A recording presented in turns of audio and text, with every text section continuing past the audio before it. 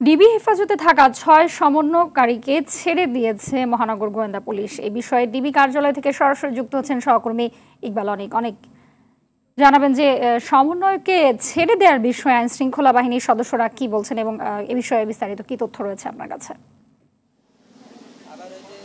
হাবিবা, আপনি যেমনটি বলছিলেন যে কোটা সংস্কার বিরোধী যে আন্দোলন ছিল সেখানে হচ্ছে যে ৬ সমন্বয়ক যে ডিবি কার্যালয়ে ছিলেন তাদেরকে কিন্তু কিছুক্ষণ আগে তাদের পরিবারের কাছে ছেড়ে দেওয়া হয়েছে বা হস্তান্তর করা হয়েছে।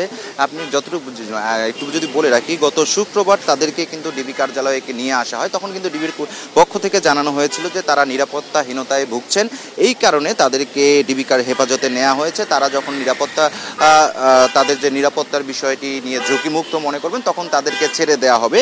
তো আজকে সকালে কিন্তু হচ্ছে ডিবির পক্ষ থেকে হচ্ছে নাহিদের বাবা বদরুল ইসলামকে ফোন দিয়ে এবং তাদের যে ৬ জন ছিলেন ডিবি কার্যালয়ে তাদের পরিবারের সকল সদস্যকে ফোন দিয়ে ডিবি কার্যালয়ে ডাকা হয় এবং তারই প্রেক্ষিতে তাদেরকে কিন্তু ডিবির পক্ষ থেকে কিছুক্ষণ আগে তাদের পরিবারের কাছে তুলে দেওয়া হয় এবং তারা এখন তাদের নিজের বাসায় ফেরত গিয়েছেন। কিছুক্ষণ আগে আইনমন্ত্রী একটি সংবাদ সম্মেলন করেছিলেন, সেখানে কিন্তু জানিয়েছেন যে যারা যে ৬ সমন্বয় ডিবি কার্যালয়ে ছিলেন তারা এখন তাদের যে নিরাপত্তা ঝুঁকি ছিল সেটি এখন নেই, তাই তাদেরকে ছেড়ে দেওয়া হয়েছে বা তাদের পরিবারের হাতে তুলে দেওয়া হয়েছে।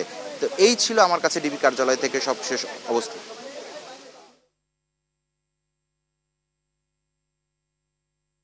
ধন্যবাদ আপনাকে।